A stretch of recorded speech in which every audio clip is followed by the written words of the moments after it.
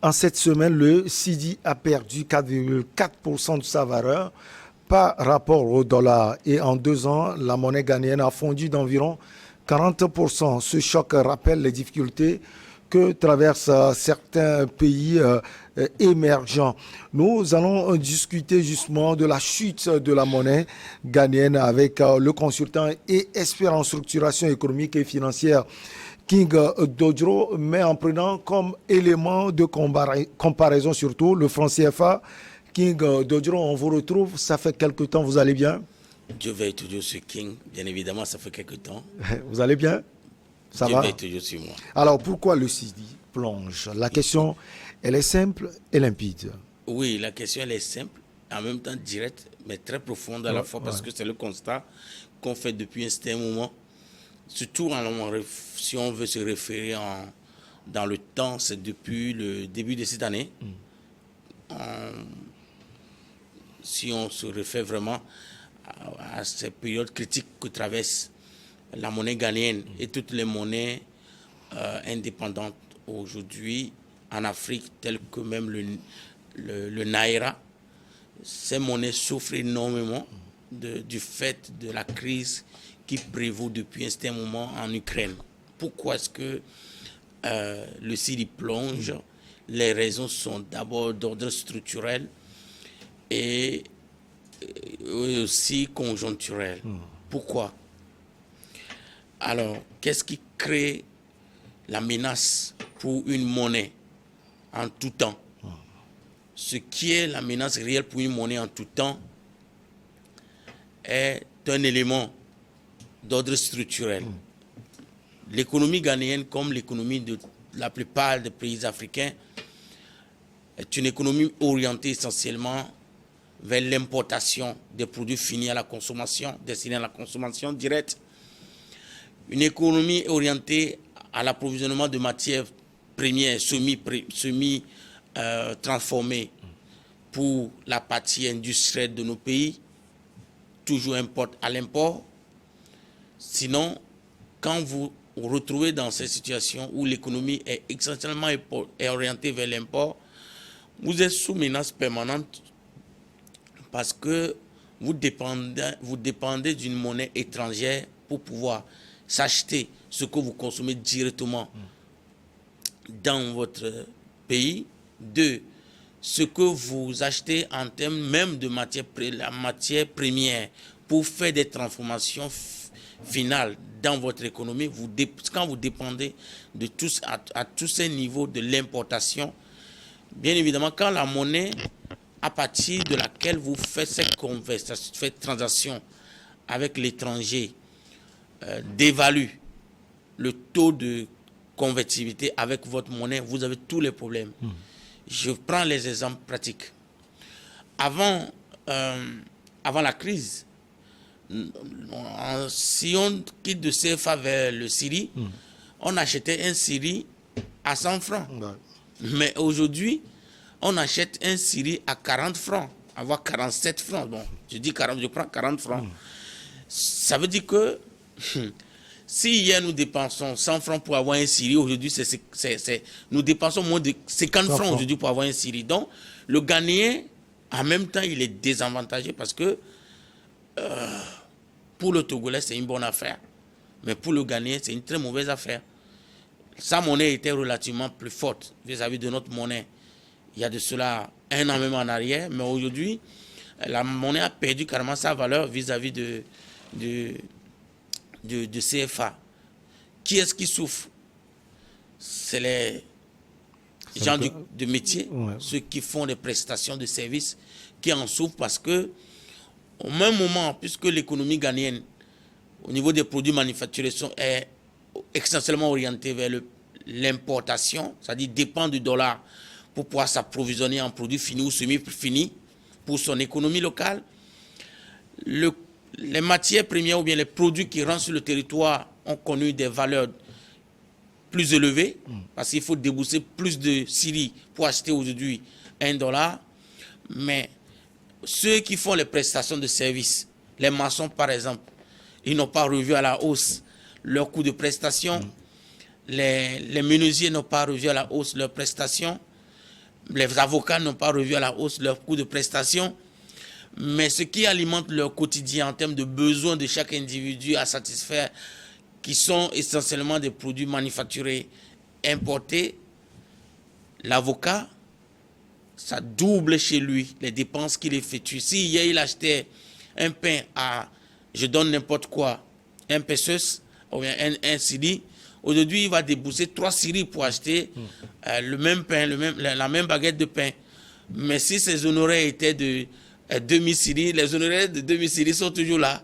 Ils ne revoient pas la hausse. Donc ceux qui souffrent beaucoup plus aujourd'hui dans cette situation que traverse l'économie ghanéenne, c'est les prestataires de services en fait qui souffrent énormément parce que eux n'arrivent pas à agir dans la conscience collective, qui ont déjà accepté certains prix normalisés dans le passé.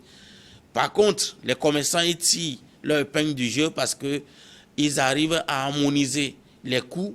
Si hier ils achetaient le biscuit auprès de fournisseurs en Italie ou bien en Chine à $1, quand il retourne voir le fournisseur, que le fournisseur dit c'est $2, lui revient appliquer donc aujourd'hui $2 plus coût de transport, assurance, plus la marge qu'il veut au consommateur. Le consommateur ayant dos au mur et dépendant de ces produits alimentaires va s'obliger de l'acheter. Est-ce qu'on se comprend? Donc, voici la réalité. Alors, pourquoi est-ce que le CIRI plonge? Le CIRI plonge parce que l'économie ghanéenne est une économie qui est beaucoup plus orientée vers l'import. L'import pour les produits finis, l'import pour les produits semi-finis qui alimentent son industrie tertiaire, textile plutôt, son industrie, je veux dire, son aciérie locale. Pourquoi? Même le textile. Si par exemple les Ghanéens transformaient le coton qui se produit directement au Ghana, ou alors transforment le coton qui se produit au Mali, au Bénin à côté, directement. Quand vous achetez le coton au Bénin pour le Ghana, vous achetez le coton au Mali pour le Ghana, le coût de transport il est relativement très bas et même les droits de douane dans la CEDEAO sont très avantageux. Le Ghana attend, il achète plutôt les produits semi-finis de textile pour venir faire la transformation finale chez lui. Ça veut dire qu'il envoie toujours son argent à l'extérieur pour s'appauvrir davantage. Donc c'est une économie quasi orientée à l'import. Donc aujourd'hui, c'est ça que j'évoquais comme étant la raison structurelle de son économie qui aujourd'hui occasionne les raisons de cette plongée en profondeur de l'économie ghanéenne. Et il est vrai que c'est une situation de crise mondiale qui est conjoncturelle, qui a provoqué cela. Mais tant que cette situation va demeurer et qu'on ne résolve pas les problèmes d'ordre structurel, la menace pèsera toujours. Je vous donne un exemple. Vous allez au marché, vous allez au Ghana, vous allez voir que le Ghana fabrique beaucoup de produits, des ustensiles à partir de l'aluminium. Des bauxites. La Guinée à côté est un grand producteur de bauxite. On achète ces produits matières premières. On part en Europe avec, en Chine avec pour transformer. Les Ghanéens l'achètent maintenant en semi-fini pour venir les transformer dans des différents produits de cuisine que nous appelons les ustensiles. Ça revient cher. D'idée. Qu'est-ce que cela coûtait aux Ghanéens d'aller acheter directement la matière première en Guinée? Les Africains, généralement, en sont producteurs de la plupart des matières premières, mais c'est Londres qui fixe le coût de ces matières premières. Une autre raison qui justifie de façon structurelle que nous avons un sérieux problème dans nos économies en Afrique.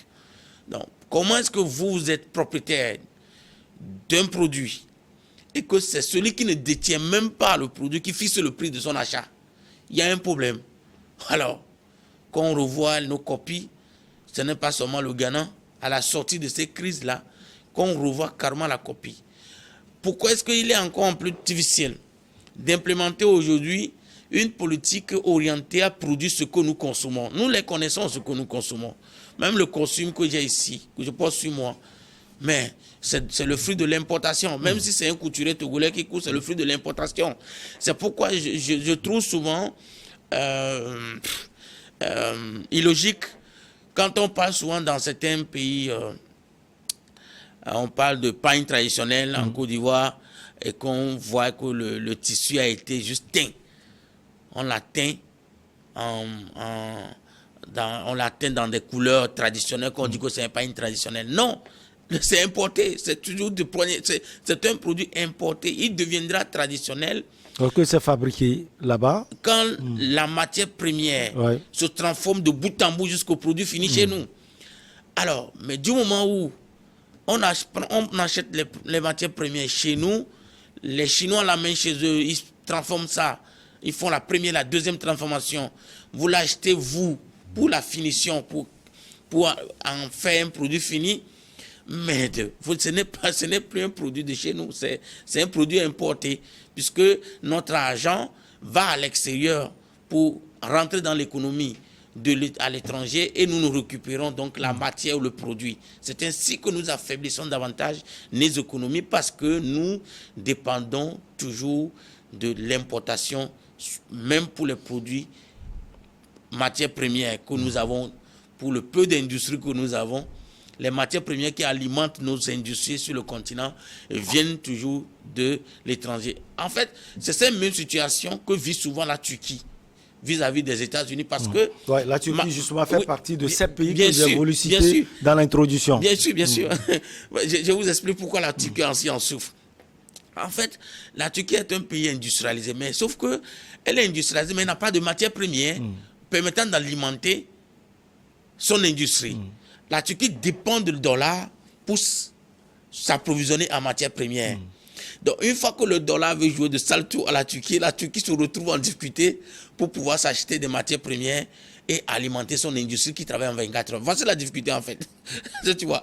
Donc, pour l'Afrique est en fait le meilleur continent qui peut avoir le bon modèle économique parce que toutes ces matières, merci beaucoup, toutes ces matières premières sont déjà en Afrique. C'est de chez nous qui prennent l'essentiel de ces matières premières qui alimentent l'industrie du monde. Dites-moi, même sur le plan médicinal, mais on fait beaucoup de recherches à partir des plants pour fabriquer les médicaments. Mais nous avons une faune très riche. Nous avons une faune très riche. C'est-à-dire que sur le plan médicinal, nous avons tous les moyens pour pouvoir faire des recherches sur les espèces végétales que nous avons, en faire extraction des substances permettant de guérir des pathologies. Mais qu'est-ce qu'on fait? Et il y a beaucoup d'Européens qui viennent faire des recherches dans notre espace végétal ici pour en tirer des bonnes choses et aller fabriquer des molécules et nous revendre des médicaments infinis. Donc c'est pour dire qu'en fait, le continent africain est le continent le plus... c'est un continent d'opportunités à tous les niveaux. Il suffit seulement qu'on règle certains détails structurels. J'ai dit souvent que la base même, c'est la construction, même de l'économie. Ça se repose sur quoi?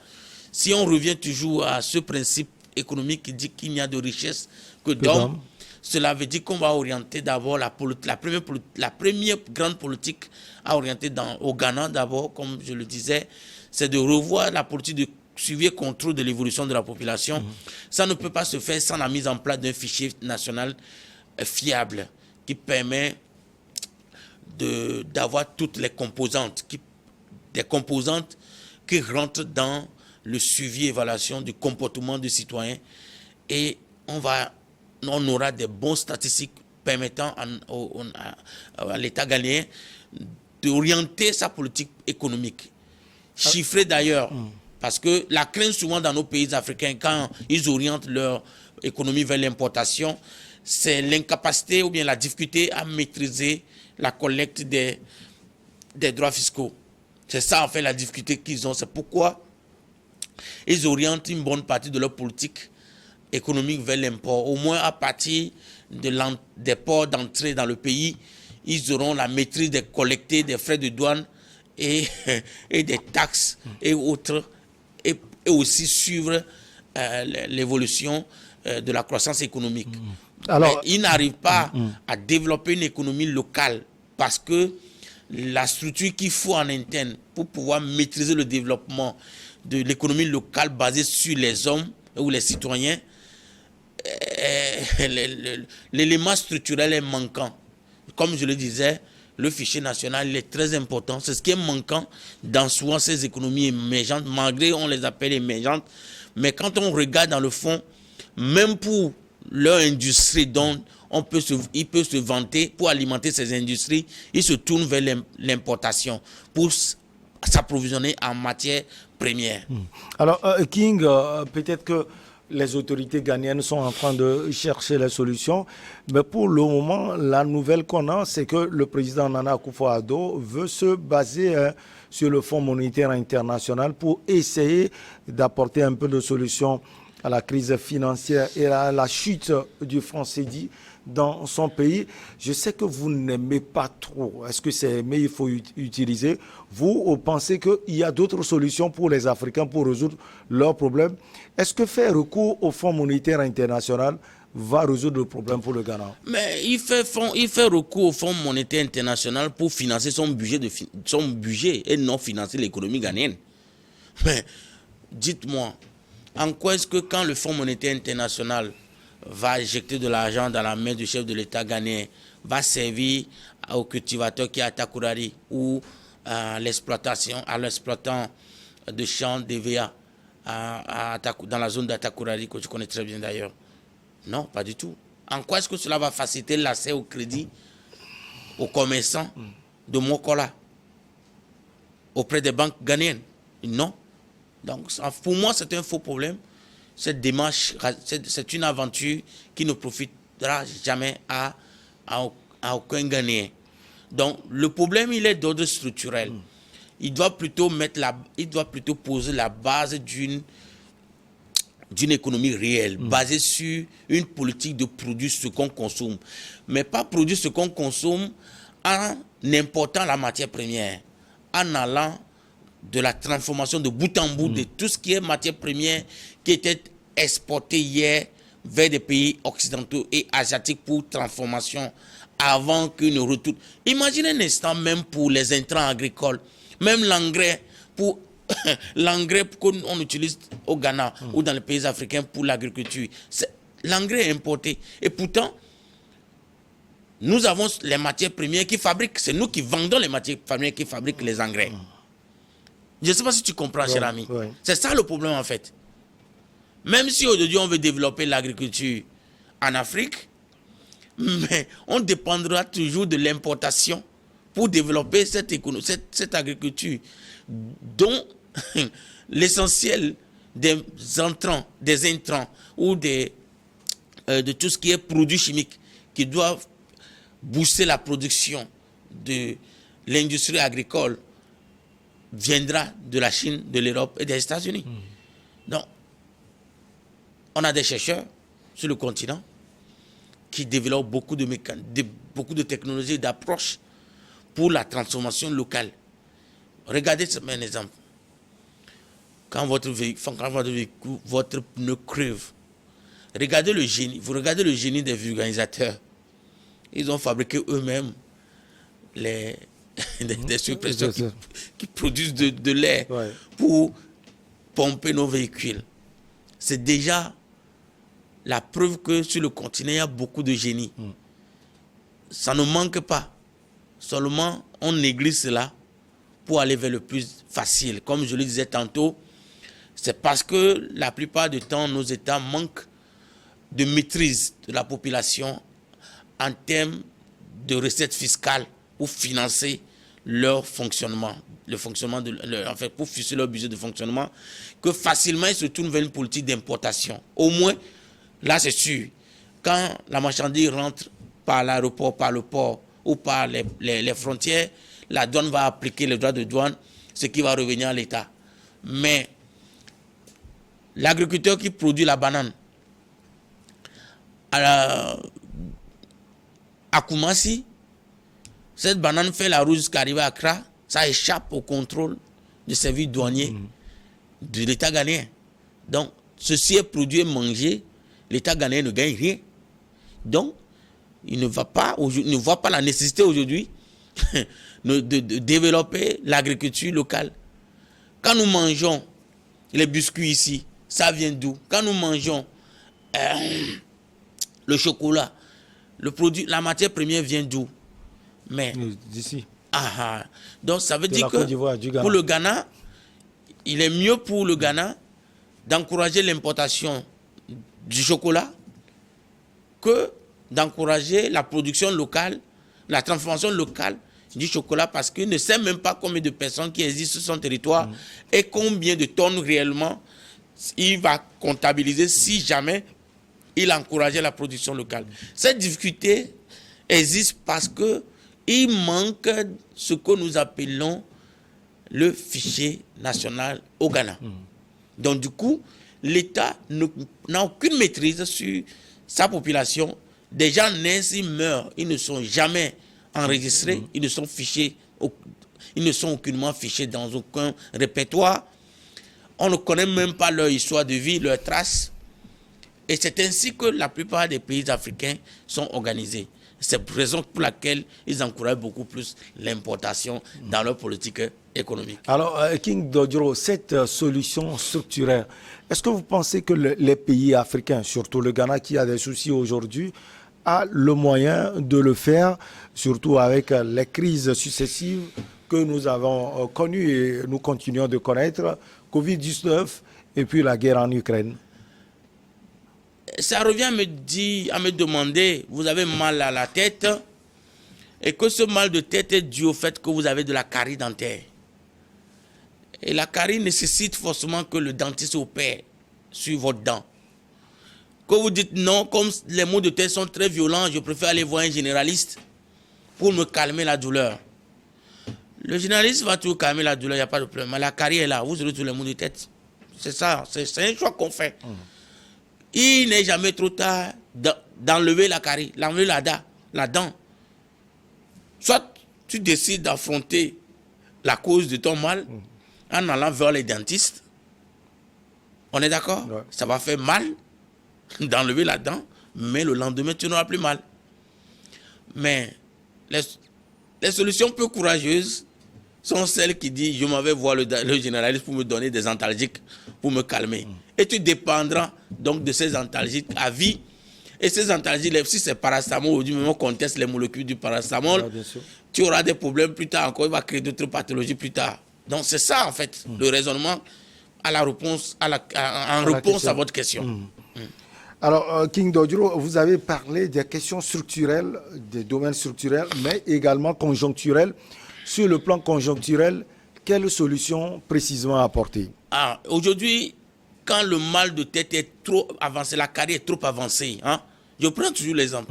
Quand vous avez mal à la dent, ou bien vous avez mal à la tête, et ce mal de tête est causé par une carie dentaire, quand tous les nerfs ont lâché la dent, là, il n'y a plus aucun calmant.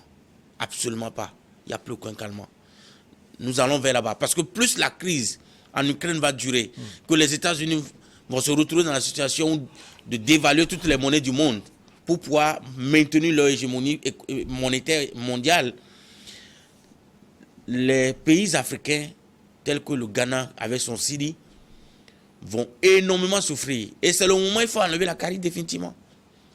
Parce que toute solution, on dit d'avoir recours à des institutions de Bretton Woods, c'est de prendre des calmants. C'est-à-dire que ça revient à prendre donc des antalgiques, les antalgiques pour calmer les maux de tête. Est-ce que, dis-moi, en bon sens, en tout homme honnête, conscient, avez-vous besoin d'une solution qui calme les maux de tête qui persistent alors que vous connaissez déjà la cause de votre mal? Il faut être responsable en fait. Et on appelle à la responsabilité des autorités ghanéennes pour faire face donc à la cause du mal qui gangrène leur économie depuis des années. C'est dramatique. Alors, King Dodjoro, il y a beaucoup de pays qui connaissent cette crise, mais elle n'est pas aussi visible dans les pays qui utilisent le franc CFA. Le Togo peut-être souffre, mais on ne le voit pas comme le Ghana, la Côte d'Ivoire ainsi, qui est placée parmi les meilleures économies en Afrique. Il y a également d'autres pays. Il n'y a pas seulement le Sidi, il y a également le Naira. Est-ce que cela ne revient pas à la question de la monnaie locale aussi? Le Naira et le Sidi, est-ce qu'ils sont bien entretenus dans leur pays? En fait, le problème c'est ça que je dis, que ce n'est pas la monnaie qui rend l'économie forte. Ce n'est pas une monnaie qui rend l'économie forte. C'est l'économie qui rend la monnaie forte. Les gens ont tendance à nous faire comprendre que c'est la monnaie qui rend l'économie forte. Même si vous avez votre propre monnaie et que vous n'avez pas un modèle économique qui doit pouvoir donner de la valeur à votre monnaie, la monnaie va ressembler aux francs guinéens. C'est ça le principe en fait. Pour que l'économie soit forte, nous devions inévitablement produire ce que nous consommons. Ça, c'est la première condition. Pour que l'économie soit forte. Parce que quand vous produisez ce que vous consommez, vous allez dépendre de l'extérieur. Créer une dynamique locale, une dynamique économique locale. Vous allez, du moment où vous dépendez de moins en moins ou pas du tout de la monnaie étrangère pour s'acheter vos matières premières, les transformer et les mettre sur le marché, vous allez voir que cette monnaie dont vous dépendez, il perd sa valeur chez vous. Quand vous allez atteindre le niveau où vous produisez assez pour même exporter, les gens viendront s'approvisionner chez vous et viendront avec quoi? Avec la monnaie étrangère et convertir cela dans votre monnaie pour se l'acheter. C'est ça qui va faire de votre monnaie une monnaie forte. Aucune économie ne sera forte si elle est orientée importation, matières premières pour la transformation au niveau industriel. Aucune économie ne sera forte tant qu'elle est orientée importation des produits finis pour la consommation finale. Aucune monnaie d'une économie, qu'elle soit une monnaie indépendante ou dépendante, ne sera forte tant que le modèle économique est orienté à l'importation. Ok, je m'explique autrement. En 2 minutes? Même le CFA souffre. Regardez aujourd'hui le taux de convertibilité entre le CFA et le dollar. Il y a une dévaluation qui n'a pas fait son bruit. On a maintenu ce taux avec l'euro, mais sauf qu'on ne commerce pas en euros en Chine. C'est en dollars qu'on achète en Chine. Donc, on crie pour le Ghana, mais les pays de la zone CFA aussi en souffrent de même. Ouais. Nous sommes passés aujourd'hui de 400 à 500 à 650 francs. $1. 650. Donc, aujourd'hui, $1, le dollar est également le même que l'euro, qui fait toujours 657 francs en tous les temps. Le dollar s'est aligné à l'euro, des fois même flotte, va même plus haut. Donc, c'est que il y a une dévaluation infinie qui s'est faite au niveau de toutes les monnaies du monde. C'est pourquoi les pays du BRICS aujourd'hui prennent de la place, et il y a certaines tendances auprès des pays africains à rentrer dans les BRICS parce que les BRICS vont rompre la relation avec le dollar et créer leur propre système dans lequel il ne doit plus avoir de dépendance à une seule monnaie qui doit faire les règles du jeu du commerce international. Et le dernier pays, c'est l'Algérie. Merci beaucoup à vous, King Dodjoro. C'est toujours un plaisir de vous avoir sur ce plateau. Vous êtes consultant et expert en structuration économique et financière. On se retrouve la semaine prochaine. Dieu veille toujours. Allez, on marque la pause pour le journal et derrière, on reçoit nos invités pour votre émission politique Regard Croisé.